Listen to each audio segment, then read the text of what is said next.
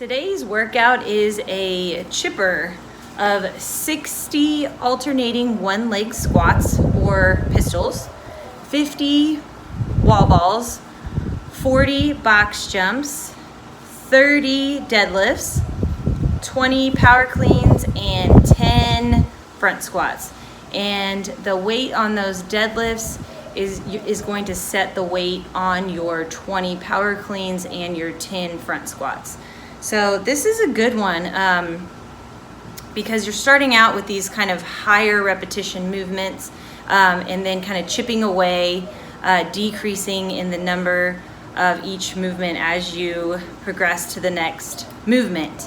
The transitions here are pretty important, and how you're breaking up these sets is important. So on the 60 pistols, that is a very large volume, right? And you want to look ahead at the other movements in the workout and think, okay, am I going to also be using that same muscle group for some of these movements? And we are, and we will be using the same muscle groups transitioning to the wall balls, right? So your legs are already going to be pretty taxed after 60 one leg squats. So what I went ahead and did on that is I practiced my skill, and I did a set of 10 alternating squats as is, and then I did 10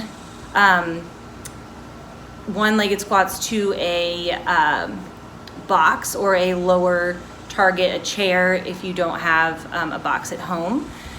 So I kind of alternated between those two. 60 I knew would have been a very large volume for me, and we really haven't done pistols in a really long time, and I haven't been practicing them, so I wanted to save those legs because 50 wall balls is quite a bit of work. And then right after 50 wall balls, we're going into 40 box jumps, which is again legs, right? So on the wall balls, 50 wall balls, I broke those up. I did a sets of 12, and then on the very last set I just cranked it out and did 14. But 5 sets of 10 might be a good way to break up those wall balls. The key is to have a number in mind and then stick with that number. The weight is not super heavy on those wall balls, so it's just getting to that number, putting the ball down, maybe shake out those legs, take a couple of deep breaths, get right back into it, and move on to the next thing. That's what the beauty of this chipper is. Once you're done with that movement, you don't see it again.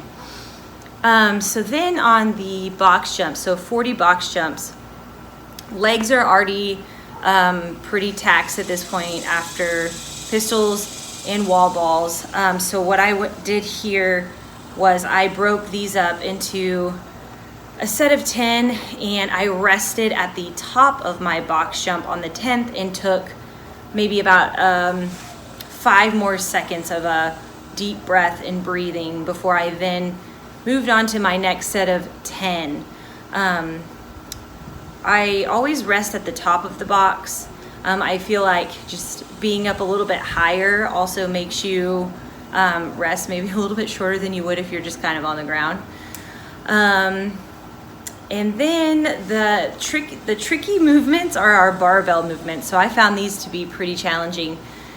So I thought for deadlift, so the deadlift weight is at 40%, which is not super heavy if you haven't really done anything else, but we've already done a lot of things, and now we're doing 30 deadlifts. So that weight for me, I thought I would be able to do sets of 10 and quickly realized that sets of 5 were going to be more manageable. So I did quick sets of 5, resting at the top, taking a couple deep breaths and knocking out the next 5 and just kind of chipping away at them. The transition to the next movement, which is your power clean. So on your 29th deadlift, take your break there. And then that last deadlift can count as you're pulling into your power clean. So I I counted that as my 40th or 30th, excuse me, and then did my first power clean. And power cleans, I had to break up even smaller sets. So I did sets of 2s, and I believe I had to go to singles at the very end. I had to do, I think, at least like 5 singles. So that's, you know, kind of how taxed I was at that point. Again, on your last, on your 19th power clean, you know, maybe take a couple of extra breaths. And then on your 20th one, power clean, take a breath, and go straight into your front squats. So on that, I did 2 sets of 5 on front squats. I really wanted to just knock out all 10. But I noticed that I started rounding my back a little bit, and I really wanted to focus on my form and my technique, because this workout is for technique and form. So instead of just kind of knocking them out and, you know, the last 5 maybe not looking as great as I would have wanted to, I went ahead and just set the bar down and took a deep breath and then finished my last 5.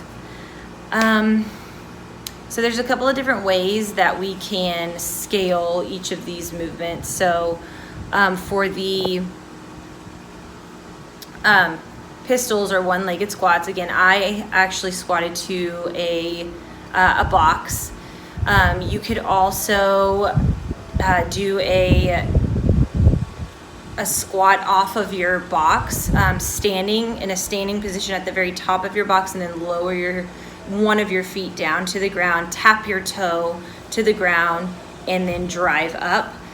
So you could do that. If you don't have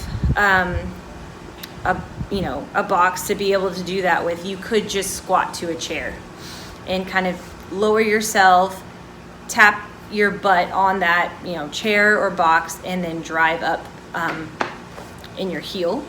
For the wall balls, we're going to be doing thrusters using our dumbbell or kettlebell, depending on the weight you have. If it's a medium weight, then we'll use double dumbbells. If you have a super heavy weight, we'll probably just use 1.